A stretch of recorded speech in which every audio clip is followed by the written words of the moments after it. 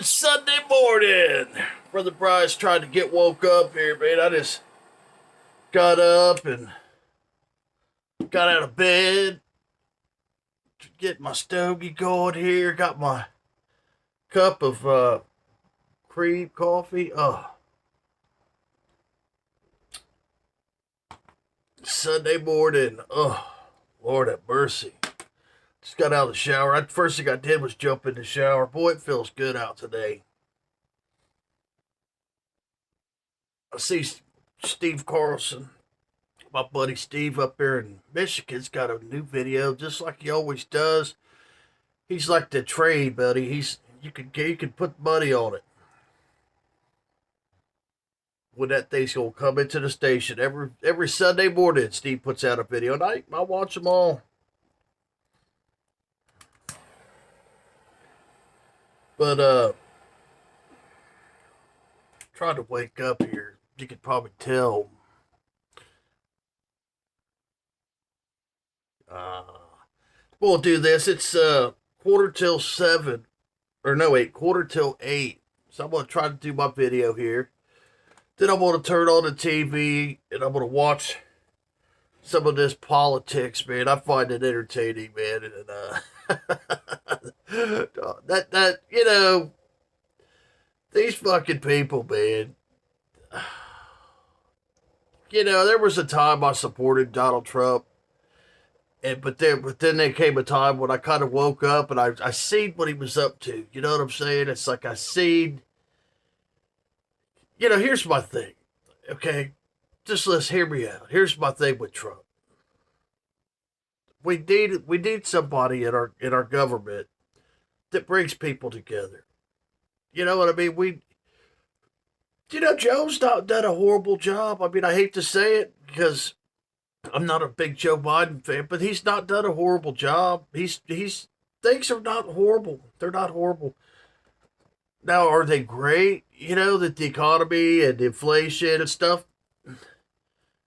But a lot of that stuff, and this is where it's a shame, is a lot of the stuff, the inflation and the gas prices and stuff, it's just political stunts. And I understand that. A lot of people, they don't get that. I understand that, man. And that mugshot, oh my God, that ought to tell you everything you need to know about Donald Trump. That mugshot, I mean, tell me he ain't playing to the crowd. What kind of mugshot? Do you think he's actually bad? That guy ain't bad. Donald Trump, he's an attention whore. That's what he is. He's an attention whore. But anyway, regardless, if you're a Trump fan or whatever, you've got the right to be. Um, yeah, yesterday I was kind of move this around. It'll probably make some noise, but don't worry. Check this out. I've got all these, and I pulled out some cassette tapes yesterday, and I was listening to some tapes. Probably got about, I don't know, probably 300 tapes here. Maybe not. Maybe approaching 300 tapes, and I've got more in the house. And it's like sometimes they're easy to carry. I mean, you could grab 100 of them like this and just carry them out to the garage. And I was listening to some different stuff. I've got some really cool tapes. I was listening to this yesterday. It's Velvet Chrome. And then the album's called Stone. It's like see if we can, yeah, there you go. There's not a lot of music on this. This is kind of like that experimental avant-garde stuff. It's like good background music. What else was I listening to? Oh, I'll show you some albums right here. I was listening to these yesterday. I didn't listen to the whole albums. I just put them on for a minute, but I was listening to some Cinderella. It's weird, man. I really enjoy Cinderella, man. Look at that old cassette tape. Now I think this one here with the blonde case, I think this is an original. If you open it up, you can see how the paper's kind of discolored. And they played nice. Cassettes play really nice.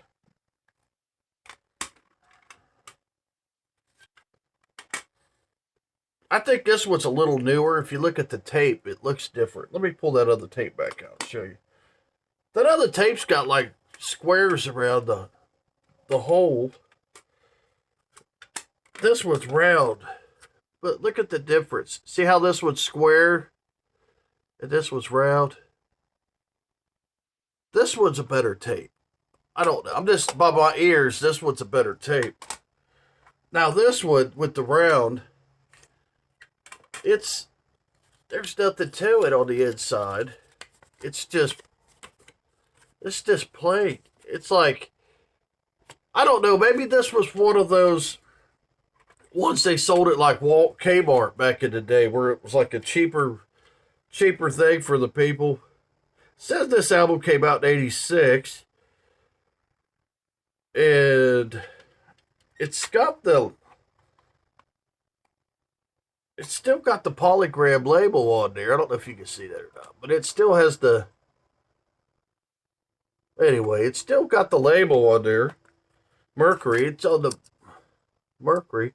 So, but I mean, it doesn't sound bad, but it doesn't sound as good as this one with the square.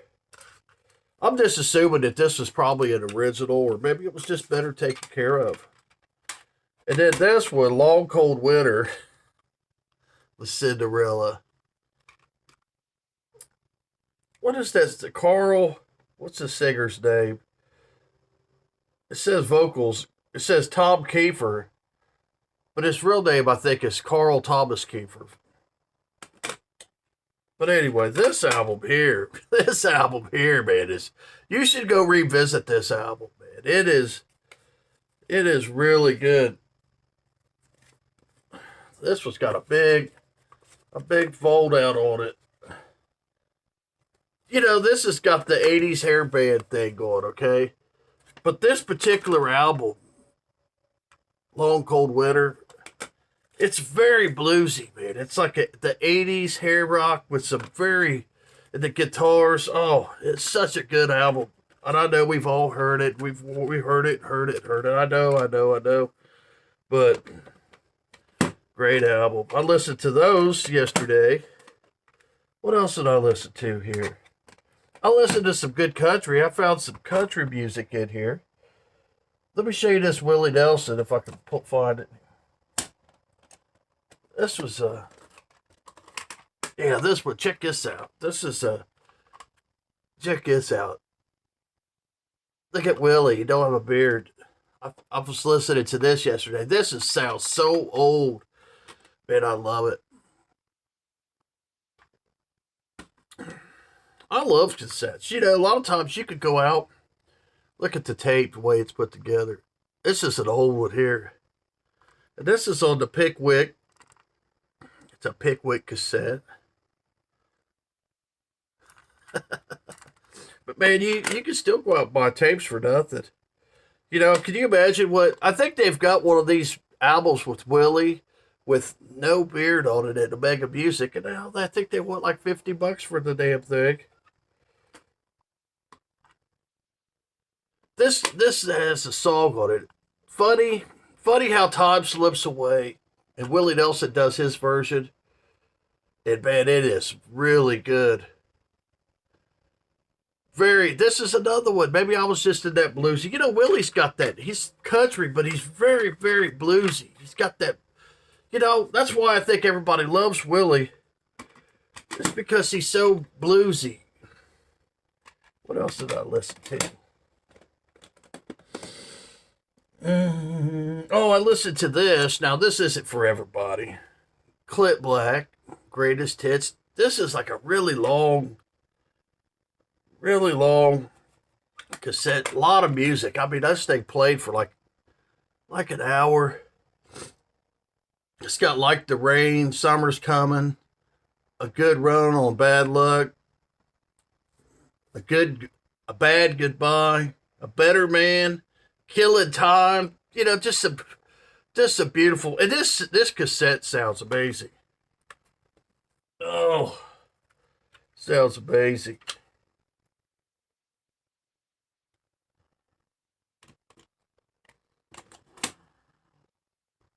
I've also got this. I didn't listen to this yesterday, but I'm going to listen to some more today. I might listen to that one today.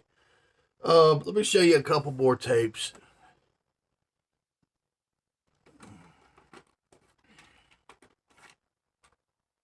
Might as well talk about music, right? I listened to this yesterday. Guitarro, however you want to say it. This is Silk Road. This is volume 1 and 2. So there's two Silk Road albums, okay? And I want to show you something. Look, this. This is both albums in my head. Both of them right here. It just plays and it plays and it plays. Cuck Cuck. I've never heard. I don't know. Cuck Cuck is the label. But look at the music. Look how much tape's on that. Yeah, there you go. See, look how much over here. This is all tape. And then this is side 2's the other album. This is a 1980. It says Canyon Records and Company. Manufactured in West Germany. This is made in West Germany. But I listened to some of this yesterday, and it's really good. Sorry about the lighting. It is what it is. We're in the garage, for real. And then I'm going to listen to this one today. It's another Guitarro. The Light of the Spirit. Man, this stuff is just so good. And this is a newer tape. You can always tell the newer ones. Guitarro, man, he is just awesome. Awesome.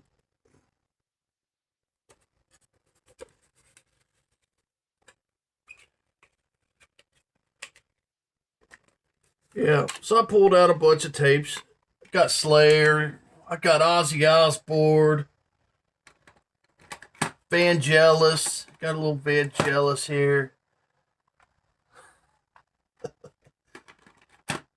Motley Crue. Muddy Waters.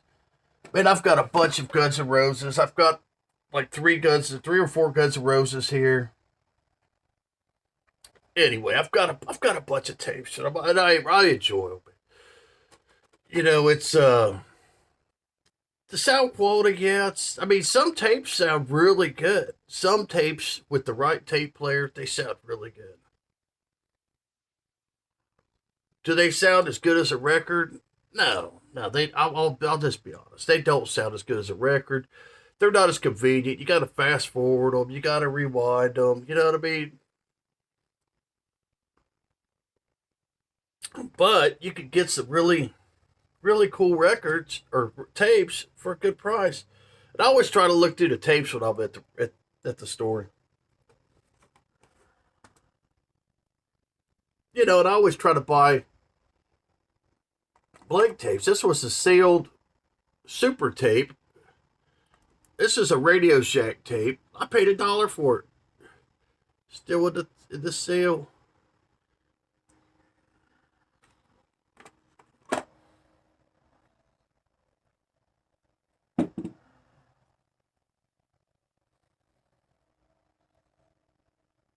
So, on my last video, I was talking about I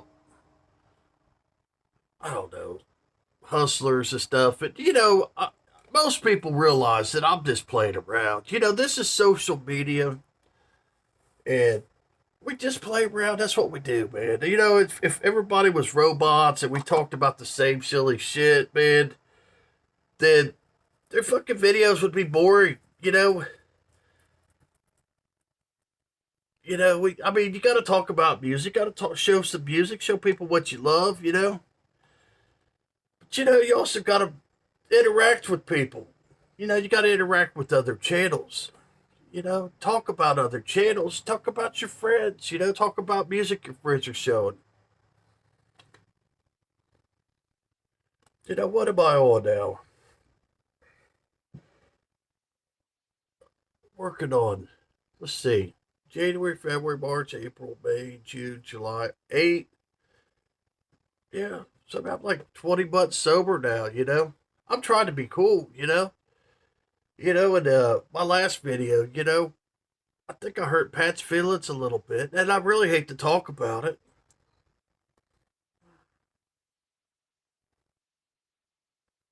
But it really surprised me, because I was just kidding around, about the money and the auction and shit, man. I didn't think nothing of it. I don't think anybody really gave a shit. I think everybody was glad that Pat helped out. You know what I'm saying? I think Pat was glad. Everybody was glad. But it was just like it's earlier in the week. Pat calmed down since then. I kind of hate to talk about it, but it's okay. Pat's calmed down a little bit since then. But there at the beginning of the week, man, every time I turn it on, Pat's telling a story. At first it kind of upset me. I was sitting there thinking, why does he keep talking about this? I expect him to say something. You know what I mean? It's like when you say something about somebody, you should expect him to say something back. And Pat, he was just like he had to say it and say it and say it, and it kind of hurt me at first. I was like, damn, I must have really hurt Pat's feelings. I thought Pat was a little tougher than this. So it's like, I don't know, Wednesday or Thursday or something. He's over there on Rachel's stream. And there he is again. I was like, there's Pat on Rachel's. I said, I'm going to click on this. It's just, I bet you $1 million that he's talking about me. And his little feelings just got hurt more. And sure enough, I clicked on it.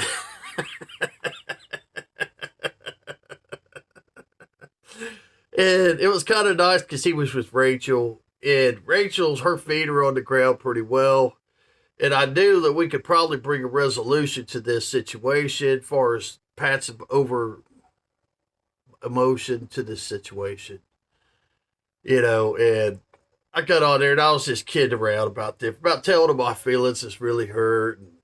And I had Pat apologize. And Rachel, she's like, Pat, you got to apologize, And, that's it. I don't need an apology. I was just kidding around, And then Pat, he did apologize,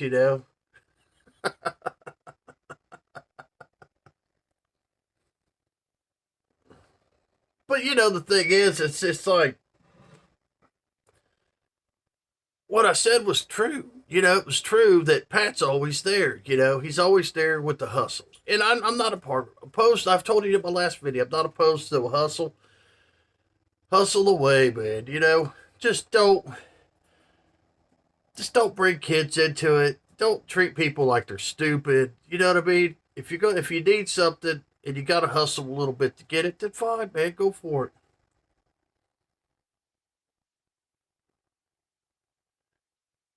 I see this.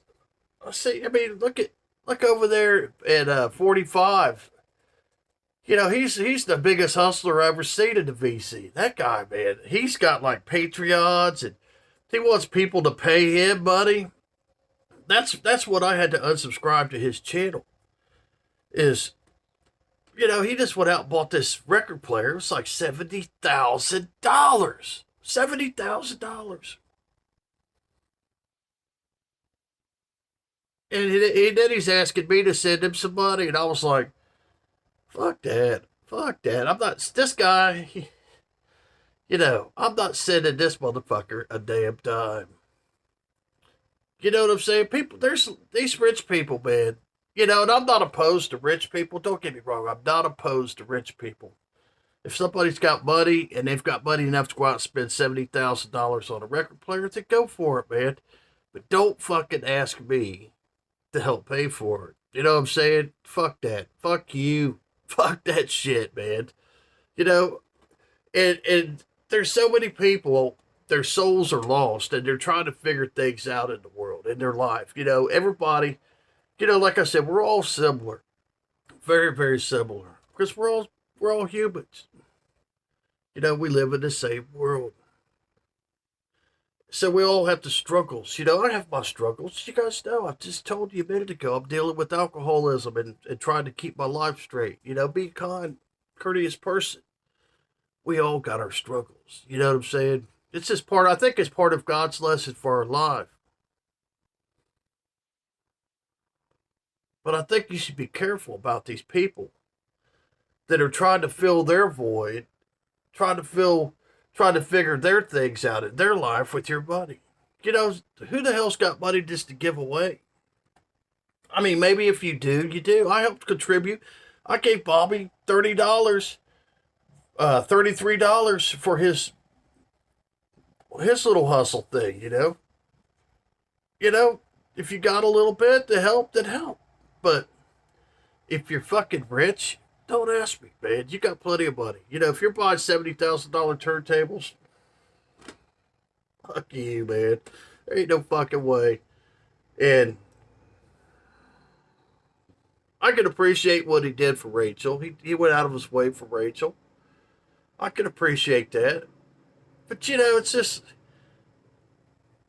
you know, if Michael's watching this thing, man, fucking wake the fuck up, Michael. Quit treating people like that. You know, you can do everything that you're doing without fucking taking people's money. You know, the Bible says, I think it's in Matthew chapter 21, and Jesus, he went into this place. And it's that way to this day. It's the same thing today. And Jesus told him, he said, you have turned the house, God's house of prayer, into a den of thieves. You know, because we live in this world of capitalism, man. And if there isn't money, and it's scary, man. If there's not money, how are we going to survive, you know? Because it's like nobody's going to get out there and produce the food and the things that it's going to take to sustain a billion people on the planet. Because capitalism. And it's, man, I mean, in a sense, it's ingenious to how they control through this, and it's a form of socialism. Capitalism is. It's a way to control people. And, you know, I see people homeless, and it just breaks my heart. There's so much money in the world. And then I see these people out there that are mentally handicapped living on the side of the road. It breaks my heart. It does. I swear it breaks my heart. I drive by them, and I'm like, you know, it's a society. We let people live on the side of the road like this. You know, and then you got people with $70,000 turntables. You know, you go into the church, you know, any church in Dayton, Ohio, and they're going to want you to give them some money.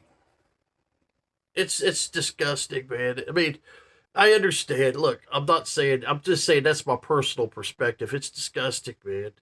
You know, if I was, say I hit the lotto, you know what I would like to do? I'd like to have a place like a church where you could actually go and you could actually pray and you could encourage people and it wouldn't cost them a thing. Wouldn't that be nice? But anyway, let's get back on Pat. Let's talk about Pat for a minute more. So I've thought about this Pat situation. And I was wrong. Okay, I was wrong by telling Pat to stop. Okay. Okay, I told Pat, I said, Pat, you need to stop. You need to stop. Okay, and I've realized that Pat, you know, if he's ever gonna become a man and he's gonna get strong, then you need to just keep going, Pat. You know, the czar gives you permission to bust my balls a little bit more. I think a squirrel's out there bugging Daisy or something. So you have the czar's permission to bust my balls. And he did kind of hurt my feelings. He was on there and he was running his mouth, Pat was. So I'll give you this one, Pat. You got me a little bit. Okay, you got me a little bit. But he was sitting there, he says, you and your little channel, he goes, 10 people, 10 viewers on your videos. And it kind of bothered me. I'm like, motherfucker, you can fuck with me all day long, but don't fuck with my viewers. You know, don't fuck with my subscribers. I was like, What the fuck, you know? And you know, Pat, if you're going to do these things, you got to develop a tact. You know what I mean? You got to be tactful when you do these things. You can't just attack other people, attack subscribers to other, you know, because a lot of these people that are subscribed to my channel are subscribed to your channel. So you can't really, it makes you look like a jackass. So you got to develop a little bit of tactic when you do these things, you know. So, you know, make sure you focus on me, you know, make fun of me when you do it. Whatever, you know. I seen he did an auction last night. He was on there selling shit last night, man. And I was like, man, I was gonna say something on his auction last night, but I was like, you know what, man, I'm gonna be cool. I could kind of tell when Pat was doing this auction yesterday. He seems like he was off his point a little bit. So I was like, you know what, I'm gonna be a friend, you know, because I still like Pat. I think Pat's a great guy, man. I really do. And I was like, I'm gonna leave him alone today. I've put him through enough this week.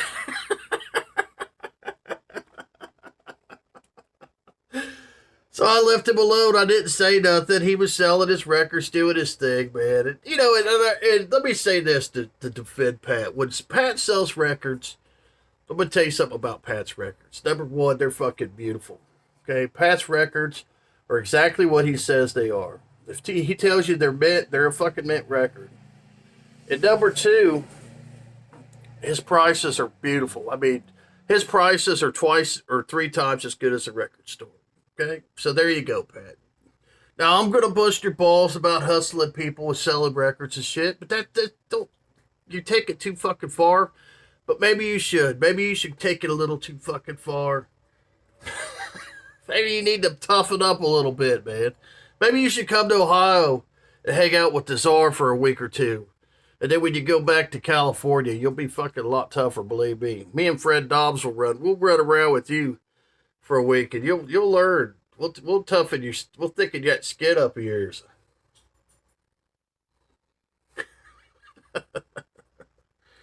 So anyway, this was a long video. I'm gonna take it out a little farther. Let me go grab a record. I'll be right back. I'm gonna show you something. Boom, I'm back. Okay. I'll make this quick. I know this is a long-winded video, but I don't care. This album right here, Stevie Ray Vaughan. Okay. There's a song on here called Tin Pan Alley. Now, I'm kind of proud of myself in the world of audiophiles, okay? Some of you don't know that the Czar is renowned in the audiophile world. And a lot of people don't realize it, but I am. A few years ago, well, more than a few years ago, I did a video. I lived in this house at Tip City, right up the road. And I did a video for my old channel, which I'll put a link below. You can go watch the video. And I did a video with Stevie Ray Vaughan in Tin Pan Alley. Okay, I had a little listening room, and I lived in this old house. It's a really old house, made back in like 1920 or something. Beautiful home, wood floors, about 12-foot ceilings and stuff. It was just absolutely beautiful home. And Tin Pan Alley, I did that video, and it turned out wonderful. I was using my Sansui. I still have these components in the house. I can prove this. I did it with my Sansui. I had a Pioneer turntable. I had a Shure M44-7 cartridge, which is a really fun cartridge. And then I had my JBL speakers, okay? And I did this video, and all the audiophiles went nuts, man. Their heads all exploded. They could not believe how fucking great it sounded, okay? So yesterday I was on Facebook, and I see this guy, and I see it all the time, but I was going to tell you guys about it. I saw Facebook, and this guy was doing Tin Pan Alley with this audiophile setup. And they've all done it. They've all done, ever since I did my Tin Pan Alley, it was like a trend, man. Everybody had to do with their system Tin Pan Alley. So I'm kind of proud of myself. So if you ever go out there and you see a video with Tin Pan Alley, That was me. I'm the one that started that thread. It's still going to this day, years and years later. And I think I've got like 90,000 views on my video. But, Kid Rick has done it. All these big names have done Tin Pan Alley with their systems. And I'm proud of that, man. I just think that's awesome. And it's a wonderful song with old Stevie. The record sounds fantastic.